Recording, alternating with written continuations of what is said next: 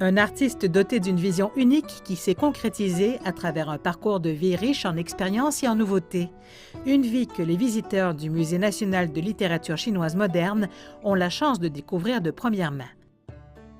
Intitulé Jian Xiaoji, littéralement traduit par « Une collection de choses qui encourent le ridicule », un nouveau recueil contient plusieurs dizaines de poèmes que l'artiste Huang Yongyu a écrits au cours de 7 décennies. Certaines des illustrations et des extraits proviennent de ses manuscrits originaux.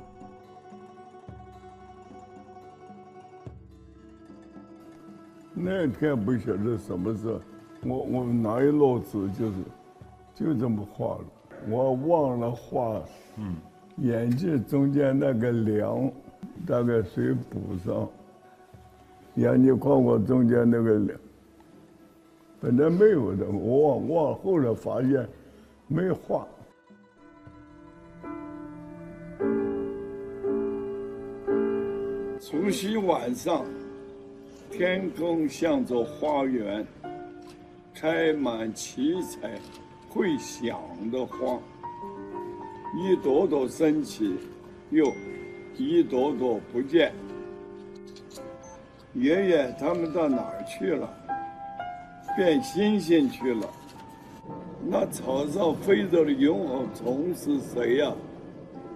是变不成星星的诗人，在找回家的路啊。Huang Yongyu est né en 1924 dans la province centrale chinoise du Hunan. Il a quitté sa ville natale de Fenghuang à l'adolescence avant de voyager à travers le pays. Poursuivant son rêve de toujours, il a occupé divers emplois, apprenant toutes sortes de compétences artistiques en cours de route. Par un mélange insolite de modernité et de ce qu'il appelait un parfum de terre, son travail a rapidement touché la vie de nombreuses personnes. Huang Yongyu n'a jamais fréquenté d'école classique d'art.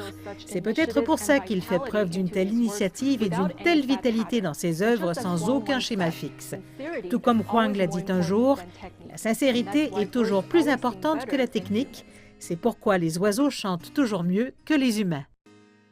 作为一个作家，你必须敏感，你必须去发掘那个情感的末梢，神经末梢。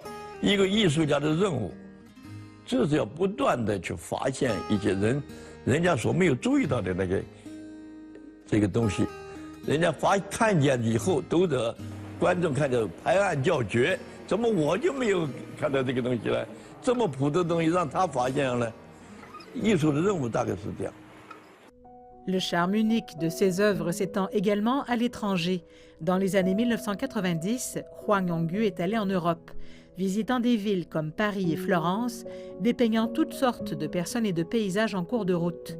Plus tard, il a réuni les peintures et les récits de ses expériences de voyage dans son essai « Le long de la Seine jusqu'à Florence ». Publié pour la première fois en 2006 et traduit en italien, son ouvrage est devenu un best-seller en Chine. 文化差，但是不要紧，文化差有文化差的画法。法国有一个亨利·罗素，他是什么呢？天真画派，就是用儿童的观点来看东西的。 Très peu d'artistes canalisent autant d'énergie dans leurs œuvres que Huang Yongyu, et son écriture est tout aussi intrigante et ajoute plus de saveur à ses peintures. On peut voir comment l'artiste perçoit le monde avec sensibilité, honnêteté et surtout avec un sens de l'humour. Monsieur Huang Yongyu est plus qu'un simple peintre, c'est aussi un écrivain et un poète avec des visions les plus intrigantes. L'exposition s'inscrit dans la lignée de la publication de Jian Xiaoji de Huang, qui rassemble l'ensemble de ses poèmes. Huang a accompagné chaque poème d'une illustration. C'est une combinaison assez intéressante.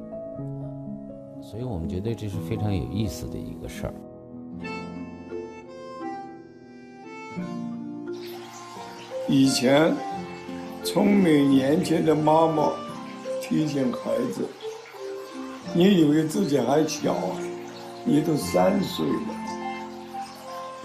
聪明的医生也提醒我：“你以为自己还小啊，你都95了。”我惹了谁了？我老不老，该随什么事儿？老又不是我发明的，老又不是我街上捡的，可不，我从小捡的东西都交警察。我很少街上家走，一个人在家里跟许多猫在一起。往往给人最深印象的就是说。 Ce qui impressionne le plus les gens, c'est que dans ses poèmes, on sent le poids du temps. Mais Huang parvient à transmettre ce poids d'une manière très légère et naturelle, comme l'idiome chinois qui traite avec facilité les choses compliquées. Pour moi, c'est la partie la plus difficile, trouver l'équilibre entre le lourd et le léger. Il est connu comme un artiste chevronné, mais aussi comme nonagénaire. Cependant, il dégage toujours une quantité incroyable d'énergie créative et cette innocence enfantine pour ce monde et pour sa vie. À ses yeux, le monde est encore frais et lumineux. On le voit dans tous ses romans, poèmes et peintures. Un nonagénaire qui garde encore un esprit d'enfant. Il semble qu'une large part de son public, en particulier les étudiants et les enfants, a eu une forte résonance avec ça. Ils ont estimé qu'ils pouvaient assez bien comprendre la vision du monde du grand-père de 99 ans, son expression et sa façon de parler. Je pense que c'est particulièrement remarquable et précieux, et cela comprend les illustrations que nous avons regardées. Ils s'amusent comme des enfants. Que signifie revenir aux origines? Après que les gens ont traversé tant d'années et connu tant de hauts et de bas, ils sont revenus là d'où ils étaient partis. Ils redeviennent innocents, simples, et la vie devient de moins en moins compliquée. Je pense que c'est ce que j'ai trouvé chez M. Huang Yongyu.